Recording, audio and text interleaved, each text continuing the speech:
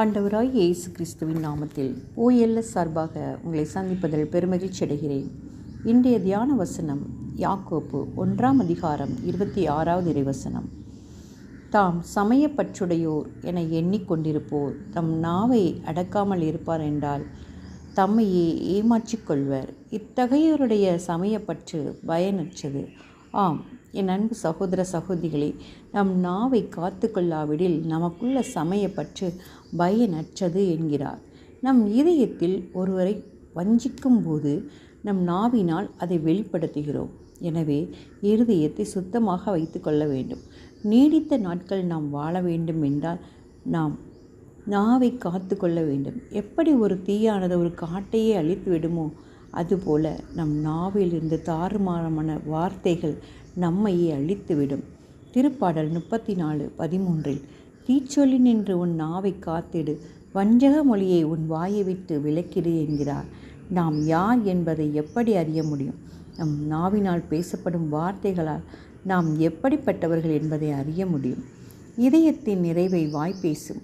நம் இதயத்தின் எண்ணங்கள் நல்ல எண்ணங்களாக இருக்க வேண்டும். நல்ல எண்ணங்கள் எப்போது வரும்? தேவனுடைய வார்த்தைகளால் நம் இதயங்களை நிரப்பும் போது நல்ல எண்ணங்கள் வரும். அப்படி தேவ வார்த்தை நிரப்பப்படும் போது நாவிலிருந்து புறப்படும் பேச்சுக்களும் பிறருக்கு ஆசீர்வாதமாக இருக்கும். பிறரின் மனதை புண்படுத்தாமல் இருக்கும்.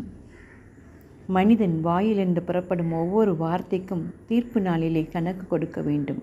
எனவே ஒவ்வொரு வார்த்தைகளையும் கவனமாக பேச வேண்டும்.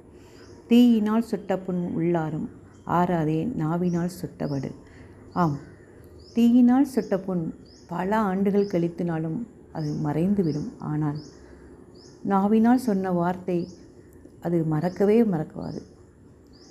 ஆம் பிரியமானவர்களே, சிந்திப்போம், வாழ்வாக்குவோம். நாம் ஜெபிப்போமா? எங்கள் அன்பின் பரலோக பிதாவே, அப்பா, இந்த நாளிலும் எங்களை நீர் கண்ணின் மணி போல் பாதுகாத்து கொண்டிருக்கிறதே, அதற்காக உமக்கு நன்றி செலுத்துகிறோம். எங்களை உமது சாயலாக படைத்தீர், அதற்காக உமக்கு நன்றி. ஆம் ஆண்டவரே, எங்களுடைய நாவுகளை எங்கள் அடக்கி அப்பா இதயத்தின் வஞ்சகங்களை எல்லாம் எடுத்து போட்டு அந்த வஞ்சகத்தினால் எங்களை நாங்கள் நிரப்பிக்கொள்ளாமல் தேவ வார்த்தையினால் எங்களை நிரப்பி பிறருக்கு பயனுள்ள பிள்ளைகளாய், ஆசீர்வாதமான பிள்ளைகளாய், உமது வார்த்தையை அறிவிக்கும் பிள்ளைகளாய் எங்களை வாழ நீர் கிருபை செய்யும். ஆமாண்டவரே, நீங்கள் பொறுப்பெடுத்து கொள்ளுங்கப்பா. உம்மால் அன்றி எங்களால் ஒன்றும் செய்ய இயலாது. நீர் அப்படி செய்துவிட்ட கிருபைக்காய் உமக்கு நன்றி செலுத்துகிறேன். இந்த நாளிலும் நீர் எங்களை பொறுப்பெடுத்து கொள்ளும். இந்த ஜெபங்களையெல்லாம் மீட்பெறும் அருமை இரட்சகருமான இயேசு கிறிஸ்துவின் வெளியேறப்பட்ட ரத்தத்துக்குள்ள அப்பா எங்களை மறைத்து ஒப்பு கொடுக்கிறோம். ஆமென். Praise the lord. இந்த நாள் நாவினை கட்டுப்படுத்தும் பிள்ளைகளாய் மாறி தேவனை சார்ந்து வாழ உங்களை வாழ்த்துகிறேன். Price the Lord.